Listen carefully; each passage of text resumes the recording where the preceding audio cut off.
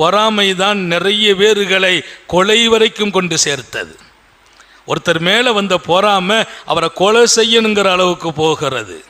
ஒருத்தர் மீது வரக்கூடிய பொறாமை அவரை எப்படியாவது பழிதீர்க்க வேண்டும் என்று கொண்டு சேர்க்கிறது. தீங்கு செய்வதற்கு தூண்டும் சக்தி பொறாமைக்கு இருக்கிறது. ஆதமின் மகனின் வரலாறை குர்ஆன் சொல்கிறது. 2 பேர் ஆதமின் மக்கள். அல்லாஹ் சொன்னான், வத்துலு அலைஹிம் நபா அபுனை ஆதம். ஆதம் அலைஹிஸ்ஸலாத்தின் 2 மக்களின் வரலாறை சமுதாயத்திற்கு சொல்லுங்கள். ஒருவர் மீது ஒருவர் பொறாமைப்பட்டார். ஒருவர் மீது ஒருவர் பொறாமைப்பட்டார். 2 பேரும் அண்ணன் தம்பி தான். இன்னைக்கு நிறைய குடும்பத்தில் எதிரி வெளியில இல்லை, கூட பிறந்தவன் தான். அண்ணனுக்கு தம்பி எதிரியாகிறான், தம்பிக்கு அண்ணன் எதிரியாகிறான். வெளியில இல்லை எதிரிகள், வீட்டுக்குள்ளேயே எதிரிகள் வளர்கிறார்கள்.